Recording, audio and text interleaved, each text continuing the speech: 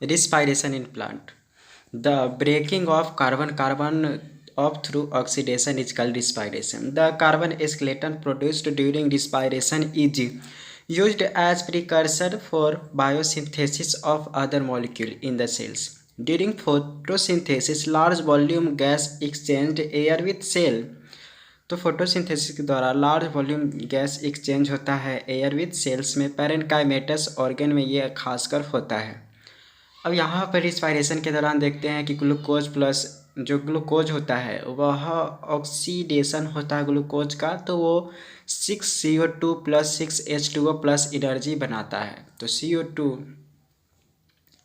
और CH मतलब carbon dioxide water and energy का फॉर्मेशन करता है रिस्पायरेशन इन प्लांट में। और a living organism retain the enzymatic machinery to partially oxidize glucose without help of oxygen. This break down glucose to pyruvic acid is called glycolysis. तो वहाँ पर बता रहा है कि ऑल लिविंग ऑर्गेनिज्म रिटेन यानी कि वह एंजाइमेटिक मशीनरी होता है टू पार्शियली ऑक्सीडाइज होता है ग्लूकोज का, पार्शियली ऑक्सीडाइज जहाँ पर ऑक्सीजन की आवश्यकता उतना नहीं होती है। तो this break down of glucose to pyruvic acid is called glycolysis. तो ग्लूकोज से पायरुविक एसिड का फॉर्मेशन ग्लाइकोलाइसिस कहलाता है, प्लांट में भी होता है। अब glycolysis Greek glykos for sugar given by Gustav Embden Otto Meyerhof और J Parnas often referred to EMP pathway. EMP pathway भी इसको कहते हैं क्योंकि इसमें 3 साइंटिस्टों के द्वारा नाम दिया गया था ग्लाइकोलाइसिस को। एक है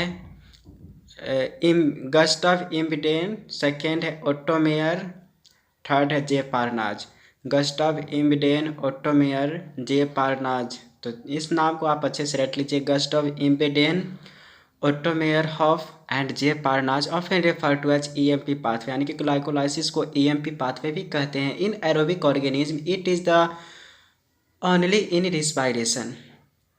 यह जो रिस्पायरेशन में होता है फोटोसिंथेसिस का इन प्रोडक्ट और सुक्रोज से डिराइव्ड ग्लूकोज और फ्रुक्टोज होता है, यानी कि फोटोसिंथेसिस का जो इन प्रोडक्ट बनता है वह ग्लूकोज और फ्रुक्टोज ये सब बनता है by the enzyme invertase to monosaccharide enter readily glycolytic pathway, यानी कि आता है ग्लाइकोलाइटिक पाथवे 2। फर्मेंटेशन देखते क्या होता है। ह्यूमन में इस टाइम 7% रिलीज एनर्जी होता है, अल्कोहल से 13% रीच ईस्ट डेथ। अगर अल्कोहल में अगर 13% से ज़्यादा एनर्जी अगर फर्मेंटेशन के द्वारा होगा तो उसमें के ईस्ट की डेथ हो जाएगा।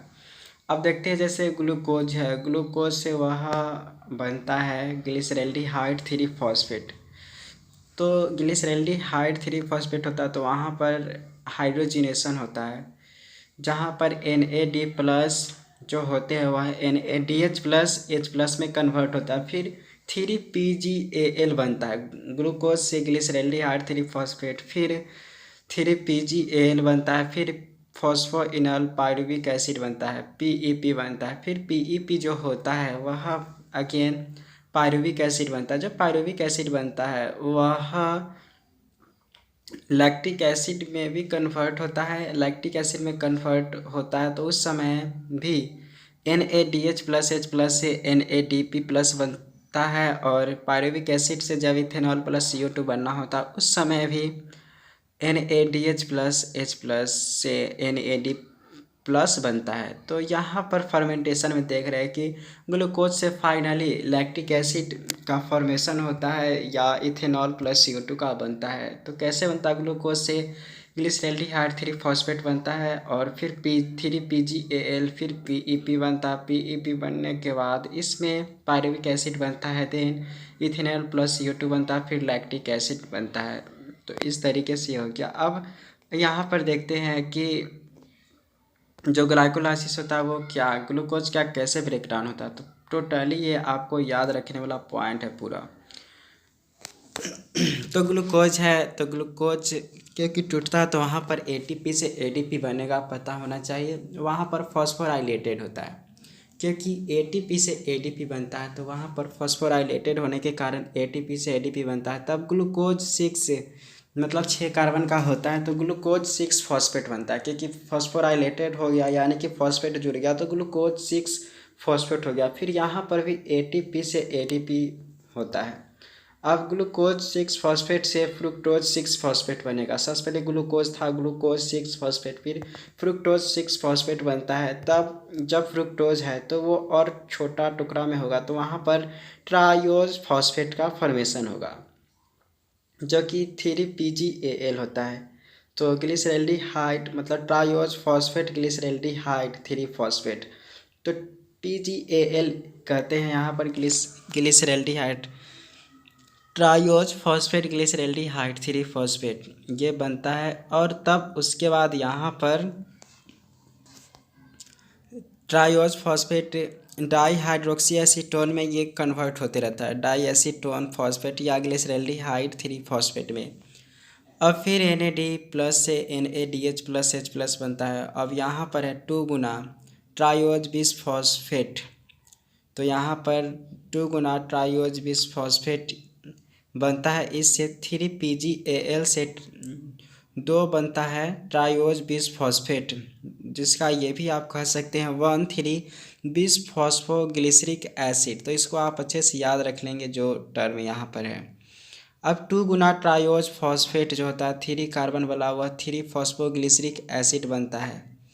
सबसे पहले 1,3 बिसफॉस्फेट ग्लिसरिक एसिड से 2 गुना ट्रायोज फॉस्फेट बनता है 3 फॉस्फोग्लिसरिक एसिड, देन 2 गुना 2 फॉस्फो ग्लाइसेरा मतलब ग्लाइसरिक एसिड बनता है। फिर वहाँ पर वाटर रिलीज होता है, तो फॉस्फोइनॉल पायरुवेट बनता है PEP।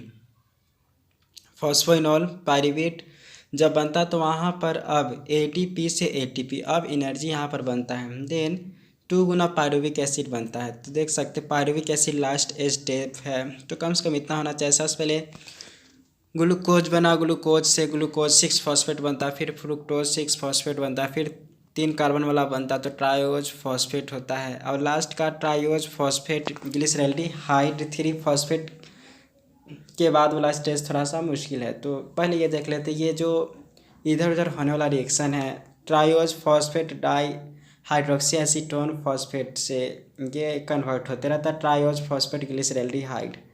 तो देख लिए ये 3 कार्बन वाला बनता है, मतलब यहाँ से फ्रुक्टोज 6 फॉस्फेट के बाद ये 4 स्टेप देख लिए, फर्स्ट सेकेंड थर्ड फोर्थ। अब यहाँ पर है 5th स्टेज में कि 2 गुना ट्रायोज बिसफॉस्फेट बनता है 1,3 बिसफॉस्फेट ग्लिसरिक एसिड, फिर 2 गुना ट्रायोज फॉस्फेट 3 कार्बन वाला होता है, फिर 3 फॉस्फोग्लिसरिक एसिड ये बनता है। 2 गुना 2 फॉस्फोग्लाइसरिक एसिड बनता है, then phosphoenol pyruvic acid, then 2 गुना पायरुविक एसिड। तो इस तरीके से सबसे पहले ग्लूकोज 6 था, फिर ग्लूकोज 6 फॉस्फेट, फिर फ्रुक्टोज 6 फॉस्फेट, फिर ट्रायोज फॉस्फेट, फिर 2 गुना ट्रायोज बिसफॉस्फेट बनता है, फिर 2 गुना ट्रायोज फॉस्फेट में 3 फॉस्फोग्लिसरिक एसिड बनता है, फिर 2 गुना 2 फॉस्फोग्लिसरिक एसिड है, और फिर फॉस्फोइनॉल पायरुवेट, देन 2 गुना पायरुविक एसिड। 1 2 3 4 5 6 7 8 9, तो इस तरीके से इसमें टोटल 9 स्टेप्स होते हैं। तो लास्ट में जो फॉस्फोइनॉल पायरुवेट बनता है तो उसी के दौरान ATP का फॉर्मेशन होता है। एरोबिक रिस्पायरेशन में देखते हैं कि पहले मैट्रिक्स, तब inner final product of glycolysis जो होता है वो pyruvate is transported from the cytoplasm into mitochondria. जो यहाँ पर कह रहा है कि glycolysis pyruvate is transported from the cytoplasm into the mitochondria में वे होते हैं। जो भी पायरुवेट बनाता है साइटोप्लाज्म से वह माइटोकॉन्ड्रिया में चला जाता है। Complete oxidation of pyruvate by a step was removal of all the hydrogen atom leaving 3CO2। मतलब हाइड्रोजन एटम लीव होता है, हटता है, तो वहाँ 3CO2 का फॉर्मेशन होता है। The passing of electron removed as part of hydrogen atom. तो द पासिंग ऑफ इलेक्ट्रॉन जो रिमूव्ड होते हैं as part of hydrogen atom to molecular oxygen with simultaneous synthesis of oxygen. तो the passing of electron removed as part of hydrogen atom. तो passing जो electron होता है वह हाइड्रोजन एटम के the passing of electron removed as part of hydrogen atom to molecular oxygen with simultaneous synthesis of oxygen. Pyruvate which is formed by the glycolytic catabolism. Pyruvate जो है वह बनता है by the glycolytic catabolism of carbohydrates in the systole. Pyruvate which is formed by the glycolytic के द्वारा जो pyruvate बनता है वह catabolism of carbohydrate in the cytosol में वे उसका कैटाबॉलिज्म होता है। Set of reaction catalysed by pyruvic dehydrogenase, जैसे पायरुविक एसिड हो गया, कोएंजाइम ए हो गया एंड NAD+ हो गया, वह magnesium plus and pyruvate dehydrogenase के हेल्प से acetyl coenzyme A+ CO2+ NADH+H+ में फॉर्मेशन करता है। 2NADH produced from 2 pyruvic acid. 2NADH होते हैं वह प्रोड्यूस्ड होते हैं 2 pyruvic acid produced from 1 glucose during a glycolysis के दौरान ये होता है। द एसिटिल को एंजाइम ए जो होते हैं इंटर्स अ साइक्लिक पाथवे, तो यहाँ पर है जो एसिटिल को एंजाइम होते हैं then enters a cyclic pathway tricarboxylic commonly called Kreb cyclic कहलाता है ये, जिसको हैंस क्रेब्स ने खोजा था। तो इस तरीके से यहाँ लिखा हुआ है कि 2NADH produced from 2 pyruvic acid produced from 1 glucose during glycolysis के दौरान ये होते हैं। तो ये पायरुविक एसिड से NADH बनता है, एसिटिल को उसी को ट्राई कार्बोक्सिलिक एसिड साइकिल कहते हैं, जिसको TCA साइकिल या हैंस क्रेब्स साइकिल या क्रेब साइकिल कहते हैं। अब इसमें देखिए क्या क्या होता है। सबसे पहले ट्राई कार्बोक्सिलिक एसिड साइकिल के बारे में है कि it starts with condensation of acetyl it starts with condensation of acetyl group of oxaloacetic acid। जो एसिटिल ग्रुप होता है ऑक्जेलोएसिटिक एसिड का, वहाँ से ये शुरू होता है and H2O2 L citric acid, और H2O से वह सिट्रिक एसिड यील्ड होता है।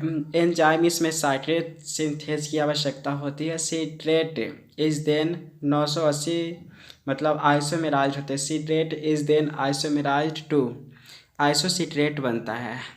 2 स्टेप्स डिकार्बोक्सिलेशन का होता है। एक रीजेनरेशन मतलब सबसे पहले है 2 स्टेप्स ऑफ डिकार्बोक्सिलेशन है और रीजेनरेशन है। NAD+ एंड FAD+ फ्रॉम या NADH+ FADH2 से यह बनता है। अब ग्लूकोज ब्रेकडाउन होकर 8 NADH+H+ एंड 2 FADH2 का फॉर्मेशन करता है, 2 ATP प्रोड्यूस होता है। अब सबसे पहले देख लिए कि पायरुवेट बनता है ग्लाइकोलाइसिस के दौरान। अब पायरुवेट जब बनता है जो कि 3 कार्बन कंटेनिंग कंपाउंड होते हैं, उसमें कोएंजाइम ए आ गया, फिर NAD+ NADH+H+ ये बनता है, मतलब NAD+ से ये फॉर्मेशन होता है, फिर CO2 का रिमूवल होता है। तब पायरुवेट प्लस कोएंजाइम के हेल्प से एसिटिल को एंजाइम बनता है जो कि 2 कार्बन कंटेनिंग कंपाउंड होते हैं। तो ये बन गया। फिर उसके बाद ये आता है तो सिट्रिक एसिड स्टार्ट मतलब सिट्रिक एसिड बन जाता है। सिट्रिक एसिड बनने के बाद फिर से CO2 रिमूवल होता है। इसमें देख रहे बार बार CO2 का इधर रिमूवल हो रहा है, तो ये डिकार्बोक्सिलेशन हो रहा है। तो CO2 का जैसे रिमूवल होगा तो फिर NAD से NADH+H+ बनेगा, तो फिर से वो 5 कार्बन वाला बनेगा alpha ketoglutaric acid.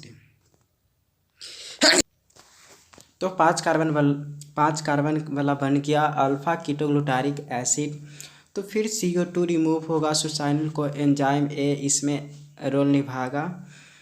Substrate level ये फॉस्फोराइलेशन होते हैं। यहाँ पर भी NAD से NADH+ हाइड्रोजन प्लस बनता है, और GDP से GTP बनता है, ADP से ATP बनता है। अल्फा कीटोग्लूटारिक एसिड से जो 5 कार्बन था अब 4 कार्बन वाला बनता है जो कि सुसाइनिक एसिड है।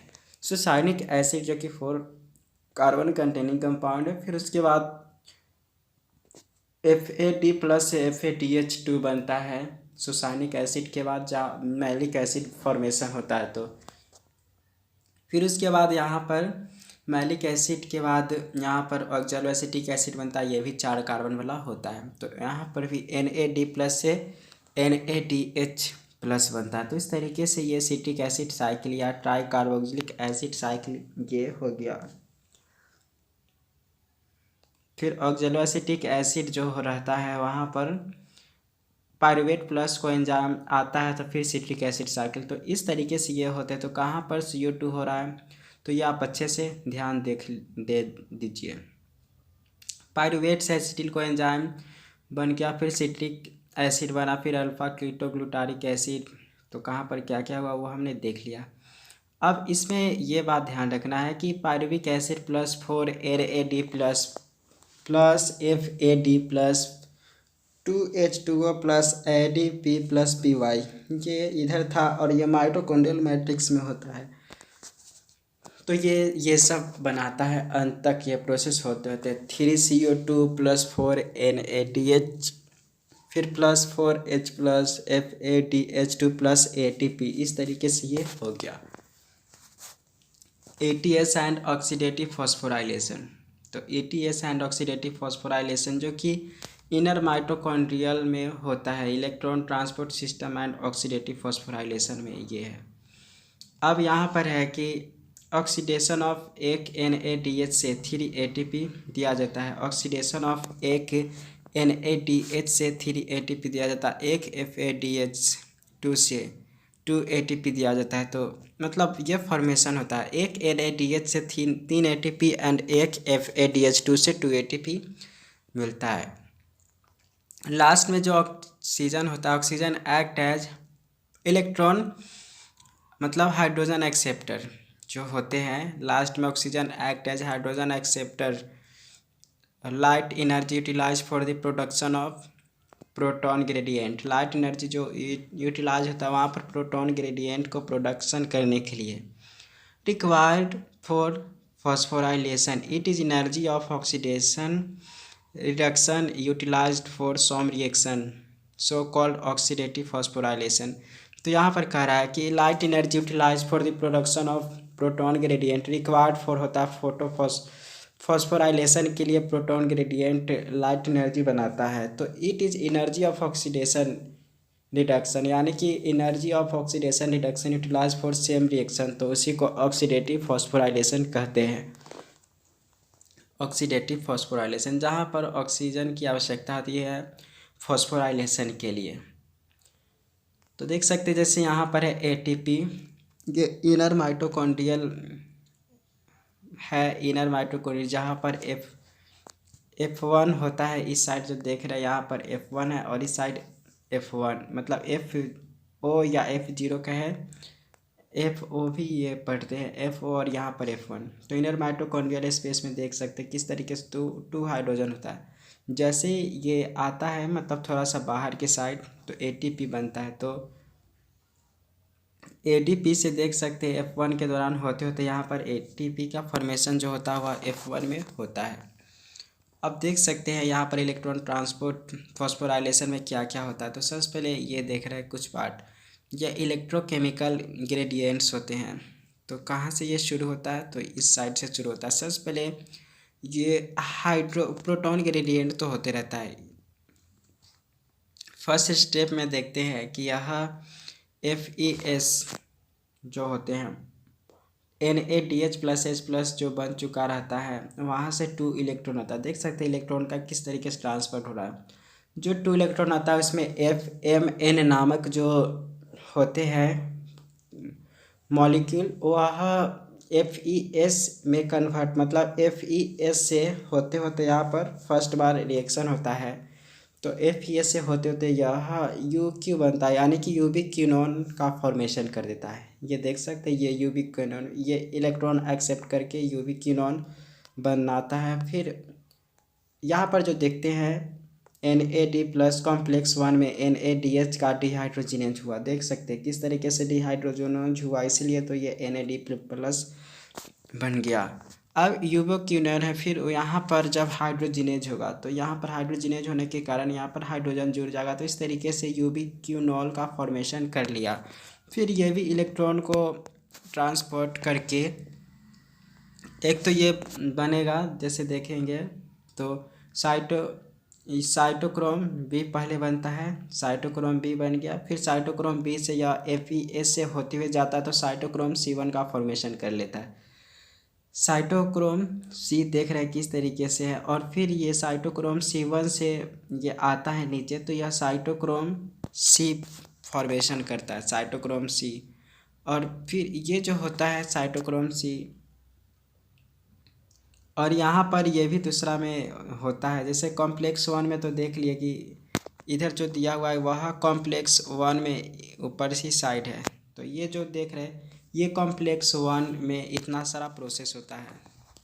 अब कॉम्प्लेक्स टू में नीचे होता है। जैसे कॉम्प्लेक्स टू में देखते हैं कि सुसाइनेट डिहाइड्रोजिनेज है, वह सुसाइनेट फ्यूमेरेट के मतलब सुसाइनेट जो होते हैं फ्यूमरेट में कन्वर्ट होता है। सुसाइनेट फ्यूमरेट जो होते हैं FAD से यह सेकेंड कॉम्प्लेक्स होता है। फिर FES में ये होते हैं UQ होते हैं, फिर UQH2 ये बन जाता है। तो UQ से UQH2 बनता है, फिर यह साइटोक्रोम बी में बनाता है। ये साइटोक्रोम बी में बनाया, चाहे यहाँ पर भी UQH2 से साइटोक्रोम ये बी में बनाए, तो ये कॉम्प्लेक्स टू में होता है। कॉम्प्लेक्स थ्री में तो देख रहे हैं कि क्या क्या हो रहा है। कॉम्प्लेक्स थ्री में साइटोक्रोम BC1 जो होते हैं, साइटोक्रोम BC1 जो होते हैं वह इस तरीके से ये इलेक्ट्रॉन ट्रांसपोर्ट होकर ये साइटोक्रोम सी में कन्वर्ट होता है। तो साइटोक्रोम सी होता है वह कॉपर ए के हेल्प से साइटोक्रोम ए में बनता है, फिर साइटोक्रोम A1, फिर कॉपर बी में इस तरीके से ये बन रहा है। तो इसको आपको खुद से देखना होगा, ये पूरा रटने वाला पॉइंट है कहाँ पर क्या क्या हो रहा है। फिर हाफ O2 + 2H से यहाँ पर H2 का फॉर्मेशन होता है, तो इसके मतलब इसमें ये होता है। कॉम्प्लेक्स फॉर्म में देखने को मिलता है कि साइटोक्रोम सी ऑक्सीडेज होता है और यहाँ पर ADP प्लस इनऑर्गेनिक फॉस्फेट जोड़कर ATP का फॉर्मेशन करता है। तो ये इलेक्ट्रोकेमिकल ग्रेडियंट है, इसको अच्छे से रट लीजिए और तब उसमें क्वेश्चन आप कीजिए इससे रिलेटेड, तब आपको मजा आएगा करने में। अब रिस्पायरेटरी बैलेंस्ड की बात करते हैं। रिस्पायरेटरी बैलेंस्ड शीट क्या है? तो एम्फीबॉलिक पाथवे ये होता है जहाँ पर एम्फीबॉलिक पाथवे मतलब ये एक सीरीज की तरह काम करता है। कैटाबॉलिक मतलब हो गया ब्रेकिंग और एनाबॉलिक मतलब हो गया सिंथेटिक। तो इस तरीके से इसमें एनाबॉलिक और कैटाबॉलिक दोनों प्रोसेस होता है। अब यहाँ पर है कि amphibolic pathway fat, carbohydrate, protein. तो सबसे पहले जो फैट है वह टूटता है फैटी एसिड एंड ग्लिसरॉल में। फैटी एसिड एंड ग्लिसरॉल से डायरेक्ट इसका फॉर्मेशन होता है। एसिटिल को एंजाइम ए का फॉर्मेशन होता है। इसी तरीक़ा से जो अमीनो एसिड है जब वो प्रोटीन है वह जब ब्रेक डाउन होता है मतलब छोटे छोटे टुकड़े में होते हैं तो वह अमीनो एसिड में कन्वर्ट होता है, फिर यह फाइनली एसिटिल को एंजाइम ए में आता है। कार्बोहाइड्रेट का तो देखते हैं कि ग्लाइकोलाइसिस के द्वारा ब्रेक डाउन होता है जहाँ पर ग्लूकोज, फिर ग्लूकोज 6 फॉस्फेट, फिर फ्रुक्टोज 1,6 फॉस्फेट, फिर डिहाइड्रोक्सी एसीटोन या ग्लिसरल्डिहाइड 3 फॉस्फेट बना था। उसके बाद पायरुविक एसिड ये होता है, फिर एसिटिल को एंजाइम ए का फॉर्मेशन इस तरीके से ये होते हैं। अब ये हो गया, तो अब ये पूरा चीज़ जब ब्रेक डाउन हो जाता है तो एसिटिल को एंजाइम का क्रेब्स साइकिल होता है, तो वहाँ पर H2O का फॉर्मेशन होता है और CO2 का पाथ है, यानी कि कुछ ब्रेक डाउन हुआ और यहाँ पर कुछ का फॉर्मेशन भी होता है। तो इस तरीके से रिस्पायरेटरी बैलेंस्ड शीट ये होता है। रिस्पायरेटरी क्वेश्चन देख लेते हैं, क्वेश्चन इस पर डायरेक्ट आता है जिसको RQ से इंडिकेट करते हैं। इसमें ये लिखा हुआ है कि वॉल्यूम ऑफ CO2 इवॉल्व मतलब बाहर CO2 इवॉल्व होना और वॉल्यूम ऑफ CO2 कंजर्व। तो CO2 इवॉल्व और O2 कंजर्व को ही रेशियो को रिस्पायरेटरी क्वेश्चन कहते हैं। जैसे हम ह्यूमन में देखते हैं तो C6 मतलब कार्बोहाइड्रेट का जो ग्लूकोज होता है, ग्लूकोज का ऑक्सीडाइज्ड होता है तो वहाँ पर 6O2 की ज़रूरत पड़ता है जो 6CO2 + 6H2O प्लस एनर्जी का फॉर्मेशन करता है। तो इसका RQ देखेंगे तो 6CO2 इवॉल्व हुआ तो 6 और नीचे भी लिखेंगे क्योंकि 6 ऑक्सीजन कंजर्व, तो इस तरीके से 6/6 = 1। When fats are used in respiration तो calculation for fatty acid tripalmitic acid used as substrate की तरह हम इसका यूज करते हैं। और तो सबस्ट्रेट की तरह इसको यूज करते, तो इसलिए इसका रिस्पायरेटरी क्वेश्चन नहीं होता। फैट आर, तो इसका सब एक ही तरह के, जैसे इसका आर क्यू जो होता है 0.7 आता है। जैसे ट्राई पालमेटिन, तो when fats are used in respiration calculation for fatty acid tripalmitin used as substrate की तरह यूज करते, तो उसका ये वैल्यू होता है, आर क्यू बराबर होता है 0.7। तो सिर्फ कार्बोहाइड्रेट का एक आता है, नहीं तो फैट्स और ट्राई पालमेटिन एसिड चाहे प्रोटीन का एक से कम होता है। तो 2C51H98O6 ट्राई पालमेटिन, और इसको यहाँ पर 145 ऑक्सीजन होता है, 102 CO2 होता है, प्लस 98 H2O होता है, फिर एनर्जी। तो C51H58O6 प्लस 145 ऑक्सीजन, C51H58O6 या ट्राईपालमेटिन एसिड का फॉर्मूला, जो कि इसके ब्रैकेट में भी तो है, C51H58O6 प्लस 145 ऑक्सीजन, और ये रिएक्शन होता है तो 102 CO2 बनता है, 98 H2O प्लस एनर्जी का फॉर्मेशन करता है। यहाँ पर